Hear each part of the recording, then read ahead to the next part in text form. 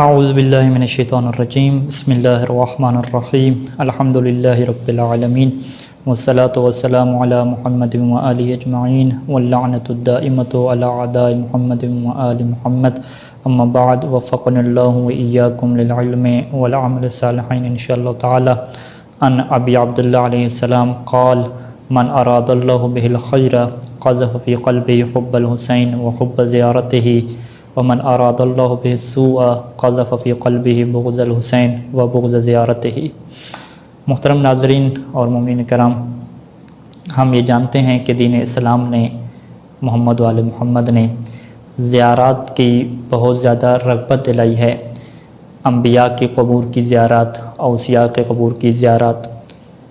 اور اس کا بہت عظیم ثواب بیان فرمایا ہے۔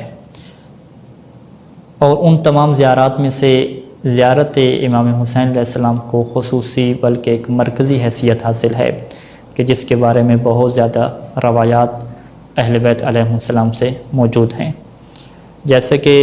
امام صادق علیہ السلام کی یہ روایت میں نے آپ کی خدمت میں پیش کی کہ جسے ابن قلوہ القمی نے کامل الزیارات میں نقل فرمایا ہے کہ جس میں امام صادق علیہ السلام یہ فرما رہے ہیں کہ اللہ کسی سے خیر، اچھائی اور بلائی کا جب ارادہ فرما لیتا ہے تو پھر اس کے دل میں امام حسین علیہ السلام کی محبت و حب زیارت ہی اور زیارت امام حسین علیہ السلام کی محبت اس کے دل میں ڈال دیتا ہے۔ اور پھر فرمایا کہ اگر اللہ کسی سے اچھائی کا ارادہ نہیں چاہتا، چونکہ بہت سارے لوگ اس قابل نہیں ہوتے، اپنے آپ کو اس قابل نہیں بناتے کہ اللہ ان سے اچھائی کا ارادہ کرے، بلکہ اللہ اس سے اگر برائی کا ارادہ چاہتا ہے ان کی اپنی وجہ سے، تو پھر قذف فی قلبہ بغض الحسین، تو پھر اللہ ان کے دل میں بغض حسین ڈال دیتا ہے، اور نہ فقط بغض حسین بلکہ فرمایا وہ بغض زیارت ہی، زیارت امام حسین علیہ السلام کا بغض بھی اس کے دل میں ڈال دیتا ہے۔ یہاں پہ جو موضوع گفتگو ابھی ہم شروع کرنے لگے ہیں اس میں ہم یہ سوال اٹھائیں گے کہ لوگ کیوں زیارت امام حسین علیہ السلام پہ جاتے ہیں، اور اس کا فلسفہ اور اس کی حکمت کیا ہے کہ دین اسلام نے اس کے اوپر بہت زیادہ روایات اور بہت زیادہ تاکید فرمائی ہے۔ حتیٰ کہ بعض روایات میں یہ بھی ملتا ہے کہ جو بندہ استطاعت رکھتا ہے اس کے اوپر واجب ہے کہ وہ زیارت امام حسین علیہ السلام کو جائے، اور جو استطاعت رکھتے ہوئے حج اور عمرہ تو کر لے لیکن زیارت پہ نہ جائے تو اسے عاق رسول اللہ اور اہل بیت کا عاق بھی شمار کیا گیا ہے۔ اگر ہم زیارت کے مفہوم اور مطلب کی طرف جائیں اور لغات کی قدیم کتابوں کی طرف جائیں تو اس وقت میرے سامنے لغت کی کتاب مجموع البحرین جو طراحی کی ہے، اس میں جو اس کا پہلا معنی ذکر کیا گیا ہے زیارت کا، زارہ یزورہ زیارتاً قصدہ، زیارت کا مطلب قصد کرنا، ارادہ کرنا، کسی کی طرف توجہ کرنا، یہ اس کا ایک معنی بیان کیا گیا ہے۔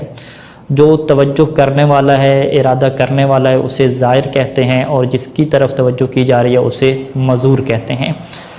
تو یہاں پہ اب اگر آپ اس معنی کو لیں تو اس زیارت کے معنی کے مطابق جو دور سے جیسے پاکستان اور ہندوستان میں مومنین بیٹھے ہیں، اگر وہ اپنی جگہ پہ بیٹھ کے امام حسین علیہ السلام کی طرف توجہ کرتے ہیں اور ان کی طرف ارادہ اور قصد کرتے ہیں تو اسے بھی زیارت کہا جائے گا۔ اور زیارت کا جو دوسرا معنی ہے وہ ملاقات کرنا، کسی کی ملاقات کو جانا، اسے بھی ہم زیارت کہتے ہیں۔ اور جس طرح سے ائمہ علیہ السلام کی زندگی میں ان کی ملاقات کے لیے ہم جایا کرتے تھے، اسی طریقے سے جب وہ اس دنیا سے چلے گئے ہیں تو اب ان کی قبور پہ، ان کی قبروں پہ، ان کے حرم میں ہم ان کی زیارت کے لیے جاتے ہیں، تو اسے بھی ہم کیا کہتے ہیں؟ زیارت کہتے ہیں۔ اگر ہم دیکھیں کہ لوگ زیارت کے لیے کیوں جاتے ہیں تو ہم اس کو دو کیٹیگری میں تقسیم کر سکتے ہیں کہ ایک وہ طبقہ ہے کہ جو دینی ہدف رکھتا ہے، اور ایک وہ طبقہ ہے کہ جو دینی ہدف سے ہٹ کے ایک انسانیت اور ایک جو دنیا کا رسم و رواج ہے اس کے مطابق کیا ہے، وہ یہ کہتا ہے کہ زیارت امام حسین علیہ السلام کے لیے جانا چاہیے۔ جو دینی ہدف رکھتا ہے اس میں ہمیں تین ہدف ہمارے سامنے آتے ہیں، اور اس میں سے ایک ہی ہدف بہتر ہے کہ جس ہدف کو اگر رکھا جائے تو یہ زیارت انسان کے لیے بہت بڑی عبادت بن جاتی ہے۔ وہ پہلا مقصد کون سا ہے؟ وہ مقصد یہ ہے کہ انسان سے اگر سوال کیا جائے کہ تم کیوں زیارت امام حسین علیہ السلام کے لیے جا رہے ہو، یا کیوں اپنے گھر میں بیٹھ کر زیارت امام حسین علیہ السلام پڑھ رہے ہو، اور کیوں امام حسین علیہ السلام کی طرف توجہ کر رہے ہو، تو اگر وہ یہ کہے کہ میرا مقصد فقط اللہ کا قرب حاصل کرنا ہے، چونکہ اللہ کو یہ کام بہت پسند ہے، چونکہ اللہ نے اس کا حکم دیا ہے، میرا کوئی مقصد بھی نہیں ہے، نہ میرا مقصد جنت کی لالچ ہے، نہ میرا مقصد عذاب سے بچنا ہے، فقط مقصد اللہ تعالیٰ کی اطاعت ہے، کیونکہ اللہ کو یہ کام بہت پسند ہے، تو یہ وہ عظیم مقصد ہے کہ اگر یہ والا مقصد لوگ رکھ رہے ہیں تو یہ بہت بڑی عبادت بنے گی۔ اور دوسرا مقصد وہ جنت کا حصول ہے، چونکہ روایات میں یہ بات واضح موجود ہے کہ جو زیارت امام حسین علیہ السلام کے لیے جاتا ہے اس کو جنت میں کوئی عام مقام نہیں ملتا، بلکہ فی اعلیٰ علیین، جو بلند لوگوں کا ایک سٹیٹس وہاں پہ ہوگا وہ اسے نصیب ہوگا اور اس کے تمام گناہ معاف کر دیے جاتے ہیں۔ تو لہٰذا اس کی زیارت کا مقصد کیا ہوتا ہے کہ مجھے جنت حاصل ہو، اگرچہ یہ عبادت نہیں ہے۔ اور ایک اور مقصد بھی ہوتا ہے کہ وہ دنیاوی مقاصد ہوتے ہیں، چونکہ زیارات کی روایات میں یہ بات واضح طور پہ موجود ہے کہ جو انسان زیارت کے لیے جاتا ہے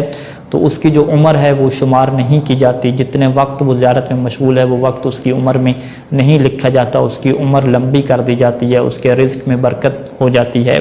اور اس طریقے سے اس کی زندگی بابرکت بن جاتی ہے۔ تو کچھ کا مقصد یہ بھی ہوتا ہے کہ ہم دنیاوی طور پہ بابرکت ہو جائیں، ہماری عمر میں، ہمارے رزق و مال میں اضافہ ہو جائے۔ یہ مقصد بھی عبادت نہیں ہے، کیونکہ یہ مقصد انسان کی اپنی ذات کا ہے۔ اور اگر ہم ان مقاصد سے ہٹ کے ہم یہ دیکھیں کہ دنیا والے کیا سمجھتے ہیں، دنیا میں انسانیت کے ہاں کیا رواج ہے اور کیا رسم ہے اور کیا اخلاقیات ہیں، تو ہم یہ دیکھتے ہیں کہ دنیا میں کوئی بھی اگر ایک انسان ایک خدمت انجام دیتا ہے اور قربانی پیش کرتا ہے تو اس کی قربانی کی یاد کو زندہ رکھنے کے لیے تمام لوگ اس کے یوم وفات پہ اسے خراج تحسین پیش کرتے ہیں۔ اگر اس کی قبر موجود ہے، اس کی جگہ موجود ہے تو وہاں پہ سب جمع ہوتے ہیں اور اسے خراج تحسین پیش کرتے ہیں اور وہ کہتے ہیں کہ یہ ہماری قوم کا، ہمارے ملک کا ایک چیمپئن ہے، ایک شجاع انسان ہے کہ جس نے قربانی کی مثال قائم کی ہے، ہمیں اس کی یاد کو زندہ رکھنا ہے، ہمیں اس کے پیغامات کو زندہ رکھنا ہے، ہمیں اس کی کارکردگی اور اس کے اعمال کو اگلی نسلوں تک پہنچانا ہے اور زندہ رکھنا ہے۔ تو جو لوگ امام حسین علیہ السلام کو خراج تحسین پیش کرتے ہیں، چاہے ان کا تعلق اسلام سے نہ ہو، کسی بھی مذہب سے ہو، وہ انسانیت کے اسی جذبے کو دیکھ کر چلتے ہیں کہ امام حسین علیہ السلام نے جو قربانی پیش کی ہے ہم ان کو سلام پیش کرتے ہیں، ان کو خراج تحسین پیش کرتے ہیں اور ہم یہ چاہتے ہیں کہ ان کی قربانی کو دنیا کے سامنے رکھیں اور بتائیں کہ کس طریقے سے ایک شخص ظلم کے خلاف کھڑا ہوتا ہے اور ظلم اور ظالمین کے خلاف قیام کرتا ہے اور دین اسلام کی حفاظت کرتا ہے، اپنے نانا کا جو دین ہے اس کو اگلی نسلوں تک محفوظ طریقے سے پہنچاتا ہے۔ یہ ایک کیا مقصد ہو گیا۔ اب اگر اس سوال کے اوپر ہمیں کہ زیارت امام حسین علیہ السلام کا فلسفہ اور حکمت کیا ہے، تو اس کے لیے میں سید سیستانی نے جو نقل فرمایا ہے، خدا ان کی حفاظت فرمائے، ان کو طول عمر عطا فرمائے، ان کی عبارت آپ کے سامنے رکھنا چاہوں گا کہ سب سے پہلے سید سیستانی یہ فرماتے ہیں کہ مومنین اس بات کی طرف توجہ کریں کہ اللہ نے انبیاء اور اوصیاء کو کیوں بھیجا ہے، وجہ کیا ہے۔ وہ فرماتے ہیں کہ انبیاء، اوصیاء اور جو ہمارے ائمہ علیہ السلام ہیں، ان کو بھیجنے کا مقصد فقط یہی تھا تاکہ یہ لوگوں کے لیے نمونہ عمل بنیں، لوگ ان کو دیکھ کر ان سے سیکھیں اور ان کے افعال کے مطابق، ان کی تعلیمات کے مطابق عمل کریں، یہی مقصد ہے۔ اور پھر وہی اللہ جب ان کی زندگی کے بعد ان کی جو مشاہد ہیں، ان کی جو قبور ہیں، ان کا زیارت کا حکم دیتا ہے، زیارت میں رغبت دلاتا ہے، تو اس کا پھر کیا مقصد ہوگا؟ فرماتے ہیں کہ اس کا بھی یہی مقصد ہے کہ تاکہ لوگ ان کی یاد کو زندہ رکھیں اور یہ جو ہستیاں ہیں اللہ کے اوصیاء ہیں، ان کے پیغام کو زندہ رکھیں، ان کے تعلیم اور ان کے کردار کو زندہ رکھیں۔ ان کے پیغام، ان کی یاد کو زندہ رکھنے سے کیا ہوگا کہ یہ لوگوں کے لیے اسوہ حسنہ بنیں گے اور لوگ ان کے اوپر عمل کرنا شروع کریں گے۔ اور پھر سید ثانی فرماتے ہیں کہ اہم نقطہ کہ دیکھیں اننا وَإِلَّمْ نُدْرِكْ مَحْضَرَ الْأَئِمَّةِ کہ ہم لوگوں نے ائمہ علیہ السلام کی زندگی کو نہیں پایا، نہیں درک کیا، تاکہ لنتعلم منہم ونتربى على ایدیہم، تاکہ ہم ائمہ علیہ السلام سے سیکھتے اور ان کے ہاتھوں پہ ہم پرورش پاتے۔ ہم اس چیز سے محروم رہ گئے ہیں، لیکن اللہ تعالیٰ نے کیا کیا؟ حافظ لنا تعالیمہم و مواقفہم، اللہ نے ہمارے لیے ائمہ علیہ السلام کی تعلیمات کی بھی حفاظت فرمائی، ان کے کردار کی بھی حفاظت فرمائی جو ہم تک موجود ہے، اور پھر ہمیں رغبت دلائی کہ ہم ان کی قبور کی زیارت کو جائیں، کیوں زیارت کو جائیں؟ تاکہ ہم یہ محسوس کر سکیں کہ اے امام ہم آپ کی زندگی میں نہیں آئے تھے لیکن آپ کی زندگی کے بعد آپ کے پاس آ چکے ہیں، اب آپ ہماری تربیت فرمائیں اور ہمیں آپ تعلیم دیں، ہم آپ کی نصیحت اور وعظ پہ عمل کرنے کے لیے تیار بیٹھے ہیں۔ اور پھر سید ثانی نے ایک عجیب جملہ لکھا، فرماتے ہیں کہ کما اختبر الذین، اللہ چاہتا ہے کہ اختبر بذالک، اس کے ذریعے سے ہمارا امتحان لے کہ ہم اپنے دعوے میں کتنے سچے ہیں، کہ اگر ہم ائمہ علیہ السلام کی زندگی میں ہوتے تو ہم ان سے جا کے نصیحت لیتے،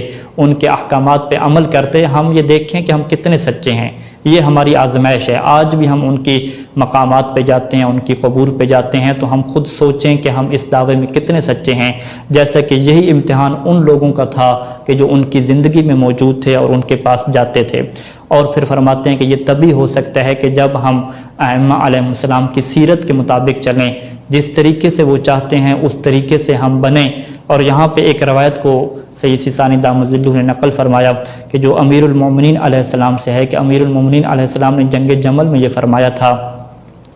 کہ انہ قد حاضرنا قوم لم یزالوا فی اصلاب الرجال ورحام النساء، کہ دیکھو ہمارے ساتھ جو جنگ کرنے آئے ہیں، ہمارے ساتھ مل کے جو جنگ کریں گے، اس میں ایک ایسی قوم بھی حاضر ہو چکی ہے کہ جو ابھی تک اس دنیا میں نہیں آئی، بلکہ وہ مردوں کے صلب میں ہے اور خواتین کے رحم میں باقی ہے، جو صلب میں ابھی چلیں گے، اگلی نسلیں آئیں گی، وہ بھی ہمارے ساتھ حاضر ہیں۔ مولا یہ کیوں فرما رہے ہیں کہ جنگ میں اگلے لوگ بھی ہمارے ساتھ حاضر ہیں؟ وہ اس وجہ سے فرما رہے ہیں تاکہ جو بعد والے لوگ آ کر مولا کی ذریعے پہ جائیں اور ان کے احکام اور ان کی تعلیم کے مطابق عمل کریں گے تو وہ بھی ہمارے ساتھ محشور ہوں گے۔ اور اسی طریقے سے روایات میں موجود ہے کہ جو امام حسین علیہ السلام کے پیغام پہ مشن کے مطابق عمل کرے تو جب قیامت کے دن محشور کیا جائے گا تو اس انسان کو بھی شہدائے کربلا کے ساتھ محشور کیا جائے گا۔ بس یہ ہمارا اور آپ سب کا امتحان ہے کہ اگر ہم زیارت کے لیے جاتے ہیں تو ہم کتنے سچے ہیں اس بات میں کہ اس شخصیت کی تعلیم اور اس کے پیغام کے مطابق عمل کر کے اس کے لشکر میں شامل ہو رہے ہیں۔ خداوند کریم سے دعا ہے کہ خدا ہمیں توفیق دے کہ ہم ان کے لشکر میں شامل ہو جائیں۔ والسلام علیکم ورحمۃ اللہ وبرکاتہ۔